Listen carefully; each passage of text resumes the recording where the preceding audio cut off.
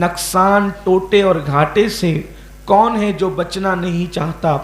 انسان جوان ہو، بچہ ہو، بوڑھا ہو، مرد ہو، عورت ہو، مومن ہو، کافر ہو، سب کی فکر یہی ہے کہ مجھے نقصان نہیں ہونا چاہیے، مجھے گھاٹا نہیں ہونا چاہیے۔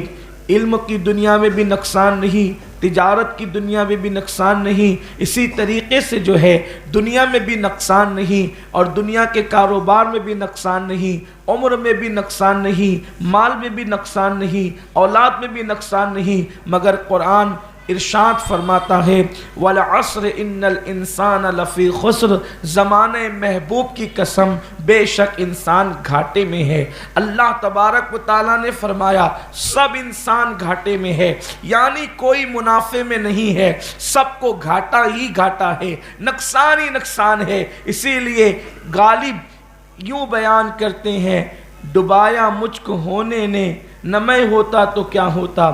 سارا معاملہ تو انسان کے لیے ہونے ہی کا ہے کہ وہ انسان ہوا، وہ دنیا میں پیدا ہوا اور پھر وہ نقصان میں پڑ گیا۔ میرے پیارے آقا صلی اللہ علیہ وسلم کے پیارے دیوانوں، تفسیر کبیر میں امام رازی رضی اللہ تعالیٰ عنہ ارشاد فرماتے ہیں کہ میرے استاد نے مجھ سے فرمایا کہ میں نے سورۃ العصر کی تفسیر ایک برف بیچنے والے سے جو ہے وہ سمجھی، ایک برف فروخت کرنے والے سے، برف بیچنے والے سے میں نے سورۃ العصر کی تفسیر سمجھنے کی کوشش کی۔ امام رازی نے پوچھا وہ کیسے؟ تو ان کے استاد فرماتے ہیں کہ ایک برف بیچنے والا لوگوں سے یہ کہہ رہا تھا لوگوں جلدی سے میرا برف لے لو ورنہ یہ پگھل جائے گا، یعنی وہ ہوشیار برف بیچنے والا تھا۔ وجہ یہ تھی کہ برف بیچنے والے کو نقصان کے لیے کچھ کرنا نہیں پڑے گا، ذرا سی غفلت کی اور وہ نقصان میں پہنچ گیا، کیونکہ فیکٹری سے نکلنے کے بعد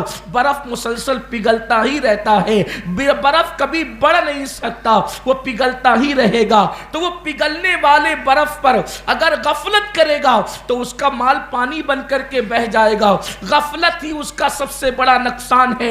امام راضی فرماتے ہیں تو وہ جلدی کر رہا تھا تاکہ پگھلنے والے برف کو بیچ کر نہ پگھلنے والے پیسے اکٹھا کر لے۔ ان کے استاد فرماتے ہیں انسان ماں کے پیٹ سے نکلا اور ماں کے شکم سے نکلنے کے بعد ہر لمحے اس کی زندگی گھٹتی ہی جا رہی ہے، اس کی زندگی بڑھ نہیں رہی ہے، ہر سیکنڈ گھڑی کا کانٹا آگے بڑھتا ہے، انسان موت سے قریب ہوتا ہے، گھنٹہ گھڑی کا کانٹا آگے بڑھتا ہے، انسان موت سے قریب ہوتا ہے، انسان کا ایک دن گزرتا ہے، انسان موت سے قریب ہوتا ہے، انسان ایک سال گزرتا ہے، ایک سال انسان موت سے قریب ہوتا ہے۔ میں ہوں یا آپ، دنیا کا کوئی انسان ہو، غمگین ہو یا خوشحال، اب کسی کی زندگی بڑھ نہیں رہی ہے، سب کی زندگی گھٹ رہی ہے۔ دنیا میں آنے کے بعد اب زندگی مسلسل گھٹ رہی ہے۔ 60 سال لے کر آئے تھے، 30 سال جی لیے، اب 30 سال ہی بچے ہیں۔ 60 سال لے کر آئے تھے، 50 سال جی لیے، اب 10 سال ہی بچے ہیں۔